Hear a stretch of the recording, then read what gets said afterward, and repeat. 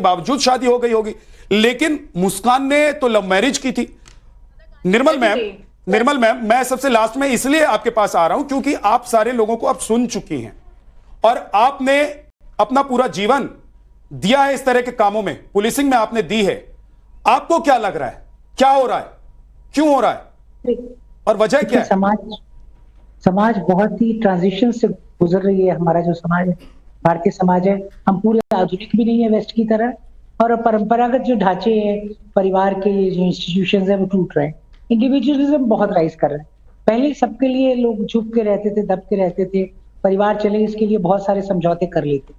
अब लोग समझौते नहीं करते हैं। पर देखिए यहाँ भी इस लड़की ने शादी कर ली। शादी करने का कारण क्या है, जो अभी तक मीडिया रिपोर्ट से लग रहा है कि जिस लड़का जो इसका बॉयफ्रेंड रहा था राज कुशवाहा, वो भी इससे खाली शादी नहीं करना चाहता, वो पैसे भी चाहता था, इससे ज्वेलरी भी चाहता था। अब देखिए ये भागी है, ये सोना लेके भागी है, 9 लाख रुपए इसने निकलवाए अकाउंट से फोटोशूट के नाम पे। और ये मतलब राज कुशवाहा कोई बहुत इससे प्रेम करने वाले सज्जन नहीं रहे होंगे, वो मात्र इसको एक्सप्लॉइट कर रहे थे और इसको झांसे दे रहे थे। तो इसने शादी तो कर ली होगी किसी दबाव में आके, या इसलिए कि बिना शादी के बाप पैसा देगा नहीं, अगर ये राज कुशवाहा से करेंगी तो जो दहेज का पैसा है पिताजी खर्च नहीं करेंगे, तो जाति से बाहर हो जाएगा, इंडिविजुअल हो जाएगा।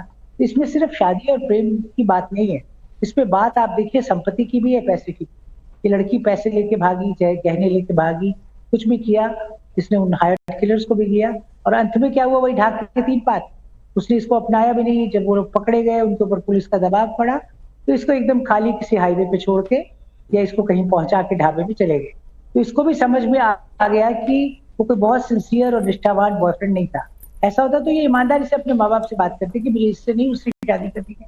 तो जो भी उसके बाद आउटकम होता, अगर माँ बाप छोड़ भी देते तो कुछ सालों में चले आते। अंतरजातीय विवाह आज बहुत ही आम बात है। आप मैम ये कह रही हैं कि एक रिश्ते का कत्ल आपने किया, और जिस रिश्ते की वजह से आपने उस रिश्ते का कत्ल किया, वही आपका कातिल भी निकला। वो भी आपका कत्ल करके आपको एक ढाबे पे छोड़कर चला गया। इमोशनल कत्ल किया उसने आपके साथ। बिल्कुल, उसने इसका पूरा शोषण किया है और उसके बाद में एक ढाबे पे अपने हाल पे छोड़ दिया। अगर इसने उसको एनकरेज किया कि तू पैसे लेके आ, गहने लेके आ, मेरे साथ भाग, मैं उसको मरवा दूंगा, मैं ये करूंगा, इतना कोल्ड ब्लडेड प्लानिंग किया मर्डर का। आप देखिए लड़की तो 3-4 दिन ससुराल में रही।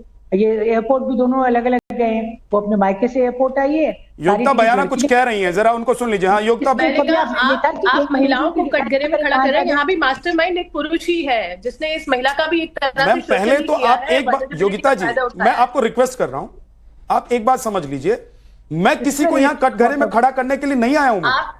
मैं सिर्फ, फिर आप बहस करने लग जा रही है। मुझे नहीं पता आप किस मेंटलिटी और किस सोच के साथ यहाँ बैठी हैं। आपको लग रहा है कि क्योंकि आप एक रेप विक्टिम एक्टिविस्ट हैं, आपको लग रहा है कि यहाँ पर आप आपका एक्टिविज्म जो है वो सारा आप यहाँ पर झाड़ देंगी। मैं बात कीजिए, आप महिलाओं को एक महिलाएं ऐसा क्यों करती हैं? भाई क्योंकि सेंटर में महिला है, ये राजा मर चुका है और सोनम जिंदा है। अगर आज राजा जिंदा होता तो राजा को लेकर बात हो रही होती। योगिता बयाना, अगर आप क्राइम से शुरुआत करते तो मुझे इतना दिक्कत नहीं होती। आपने शुरुआत की कि महिलाएं ऐसा क्यों कर रही हैं? आप अपना एक्टिविज्म यहाँ मत झाड़िए प्लीज। आप अपनी डिबेट को रिवाइंड करके देखिएगा। मैडम आप अपना एक्टिविज्म यहाँ मत झाड़िए, आप अपना एक्टिविज्म यहाँ मत झाड़िए। मैं बहुत सम्मान के साथ आपको कह रहा हूं और मैंने सम्मान के साथ आपको बुलाया है। आप अपना एक्टिविज्म वहां झाड़िए जहां वो चल जाए, लेकिन मैंने आपको इसलिए बुलाया है मैडम, नो प्लीज आप समझिए मैम, मैंने आपको इसलिए बुलाया है यहाँ पर कि आप इस एक्टिविस्ट तो ऐसे ही होते हैं।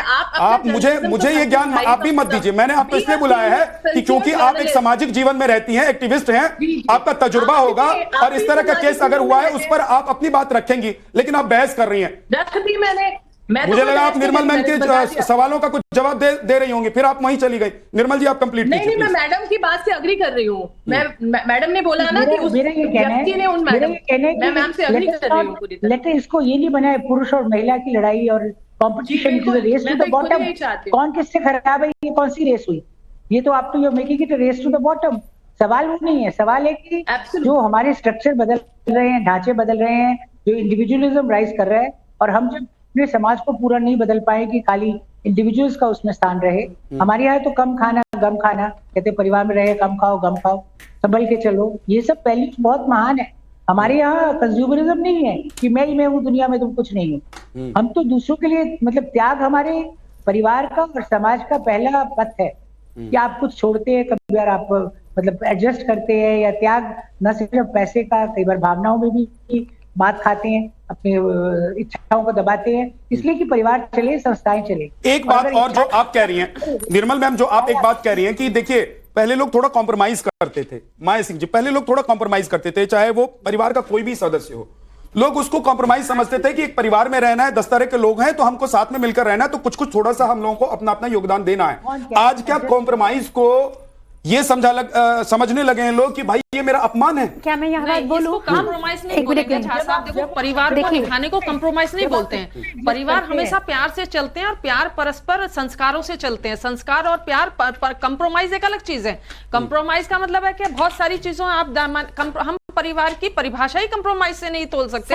परिवार और मनोविज्ञान की दृष्टि में जो आप कॉम्प्रोमाइज या सेल्फ सैक्रिफाइसिंग ट्रेट बोलते हैं उसे हम टॉक्सिक बोलते हैं। It is called relation toxic हो रहा है, that is called toxic relationship. अगर हम अपने पेरेंट्स को देखते हैं, शब्द होता ही नहीं है परिवार के अंदर ना संबंध में, नहीं कॉम्प्रोमाइज इसे हम बोलते हैं मरते कॉम्प्लेक्स, शहीदी कॉम्प्लेक्स। हमारी अधिकतर जितनी भी हाउसवाइफ मदर्स होती हैं, किसी की भी आप अपने परिवार में देख लीजिए, उनकी जिंदगी क्या होती है, घर पे बच्चे, परिवार, सास ससुर, रिश्तेदार को खुश रखना। माएं सबसे बाद में अपने बारे में सोचती हैं। जो सप्रेशन का रीजन है आप उसको समझिए, क्योंकि सप्रेशन में कहीं ना कहीं हमने देखा है, चाहे वो मर्द हो चाहे वो औरत हो, जब आप मरने की बात करते हैं, क्योंकि एक इंसान कॉम्प्रोमाइज जिसे आप बोल रहे हैं, हम उसे टॉक्सिक बोलते हैं। Self sacrificing is a toxic. पहले टॉक्सिक नहीं हुआ करता, पहले भी टॉक्सिक था, हमें पता नहीं था। आज मैं आपके चैनल के माध्यम से बता रही हूँ, क्योंकि मेरे पास कपल्स आते हैं, मुझे एक ऐसा पार्टनर चाहिए जो सेल्फ सैक्रिफाइसिंग हो, मेरे लिए कुछ करे। देखिए, रिश्ते गिव एंड टेक से चलते हैं और वो इक्वालिटी के बेस पर होता है। कभी भी रिश्तों में ये नहीं होता कि पत्नी बड़ी है और पति बड़ा है।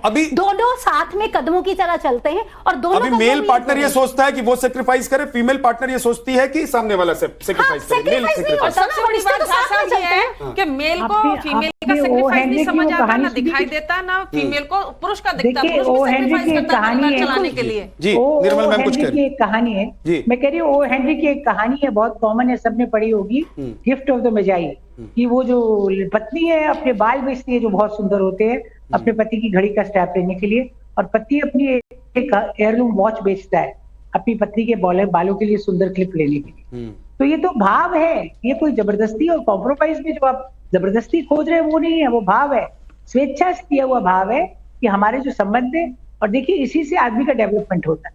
जो आपका विकास है, बौद्धिक विकास है, आत्मिक विकास है, जो आपका भावनात्मक विकास है, वो जब आप लोगों के साथ एडजस्ट करते हैं, मैं ये नहीं कह रही सिर्फ पति पत्नी के रिश्ते में, भाई बहन में, ऑफिस में कोलीग्स के साथ, बस में किसी साथ करने के साथ, उसमें आपका विकास होता है। लेकिन निशा खन्ना कह रही है, डॉक्टर निशा खन्ना कह रही है कि ये तो टॉक्सिक हो जाता है सर। अगर ये तो जहर भर देता है अगर रिश्तों में। इंसान कॉम्प्रोमाइज कर रहा है, चाहे वो लड़का हो या लड़की हो, तो वो टॉक्सिक ही है।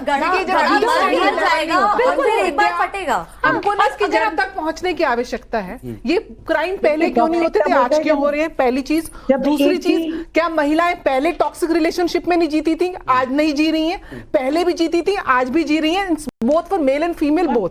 समस्या क्या है? भारत की जो पृष्ठभूमि है, प्रेम को बहुत ज्यादा क्षणिक, बहुत ज्यादा प्रैक्टिकल, बहुत ज्यादा नीड से एसोसिएट कर दिया गया है।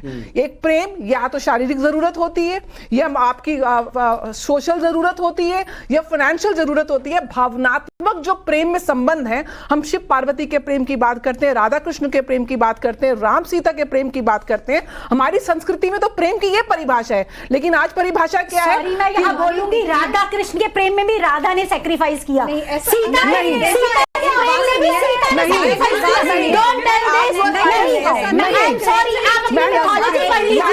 ऐसे लोगों के नाम मत लीजिए।